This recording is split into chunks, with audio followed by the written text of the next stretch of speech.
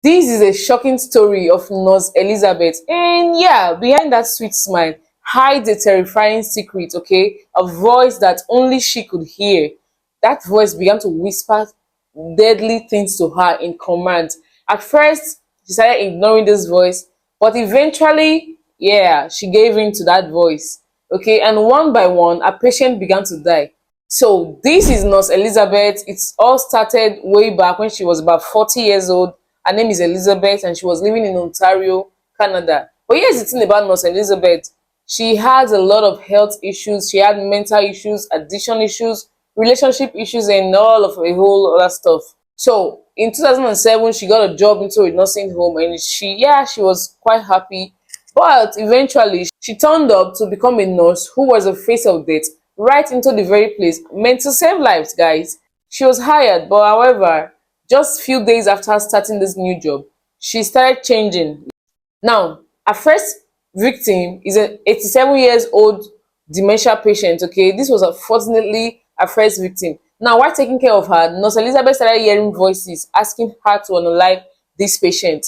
And sadly, yeah, she obeyed this voice. And guess what she did? She injected this patient with a really high dose of insulin and left her for dead, guys. I mean, it's crazy. Now, take note, insulin is an hormone produced by the pancreas in the body to help the body store glucose for later, that is sugar. So, one of the immediate side effects of high dose of insulin is low blood sugar, guys. And that actually stops your body from functioning properly. But luckily for this 87-year-old patient, other nurses in the ward noticed that there was something wrong with her and they immediately swung into action and were able to save this lady. But because she had dementia, I mean, she couldn't explain what had happened to her, and no one suspected anything or anyone, not even Elizabeth. So sadly, Elizabeth did not stop there, okay? She decided to try it yet again. Now, one day, she had another patient who had Alzheimer's, and yeah, she hated him so much because, I mean, the man was just saying things, unimaginable things, and he was just asking for random things like where's my wife, where's my phone, and that was really pissing off Nurse Elizabeth. Again, she started hearing that voice in her head. This time around, she injects 50 units of insulin into this patient, which is like double dose of what she gave the previous patient, guys. Now, this man actually passed out on his bed, and the next day, no one knew what had happened. Few months go by, she unalived another patient. Now, she goes on a break, and here's the funniest thing that happened while she was on break. She started confessing randomly to people around her, okay? Now, she tells her girlfriend how she has unalived two people at work, and her friend be like, hey, stop doing that, else I'm going to report you to the police. Not taking that seriously. And she was like, surprised, okay? Elizabeth wasn't convinced. She was not okay with that. Now, she went on and confessed yet again to another person, which was a nursing student in that facility where she works. Now, this nursing student threatened to report her to the police, but Elizabeth was able to convince her that nobody's going to believe her, the police will not believe what she's going to say. And yeah, the nursing student dropped this whole thing, right? So after this time, Elizabeth went on a very long break, okay? So while at it, 2 years go by while she was at break. And after 2 years, guess who's back in business? Nurse Elizabeth. She got right back into the business when you'd have been thinking she would stop, right? But she didn't, sadly.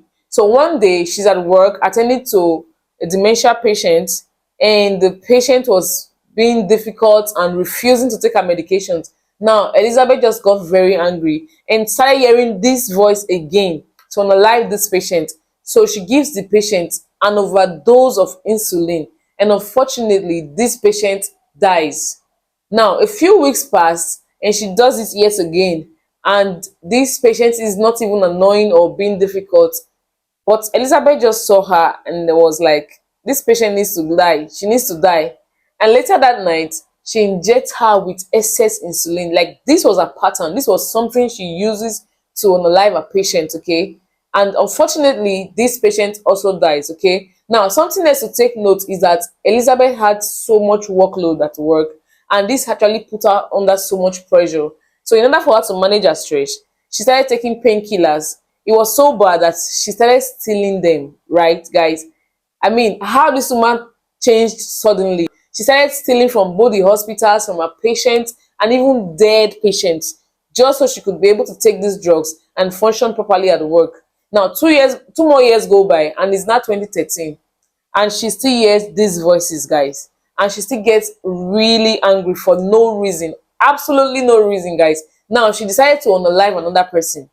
She injects a 90-year-old patient with insulin multiple times this time around. She gives her so much that this patient began to have a seizure. I mean, before she unfortunately dies. Now, this pattern of death really got Elizabeth shaking. She was feeling guilty because seeing that patient have seizure. So with guilt in her heart, she went straight to her pastor's house and confessed to the pastor and his wife.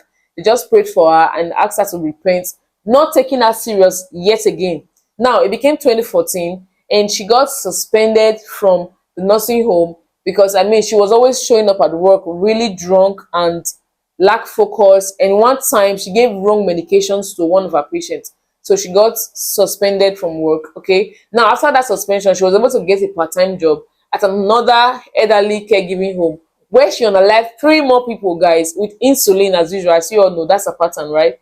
So one day at work, a pharmacist delivered about 4 bags of painkillers to her office, and she was on duty and she received this medication. So she was not going to let all this medication go by. So now what did she do? She stole it and took them to her house, and she got so high on them getting to the house that she was rushed to the hospital.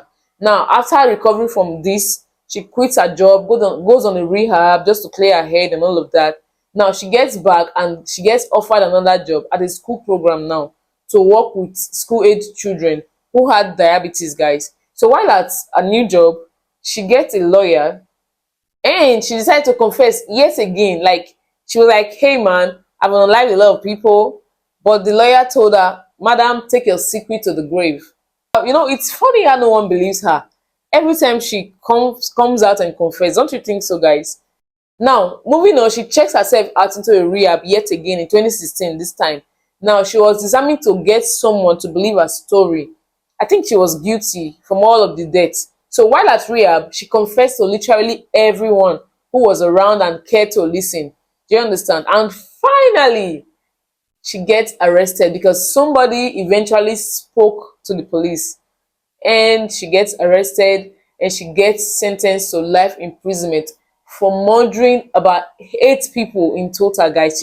She murdered about 8 people in total. So what do you think about this story? Like, why do you think this nurse suddenly changed from the good nurse to the unknown killer nurse? Let me know in the comment section, guys, and I'll see you in my next video. Thank you for watching. Bye.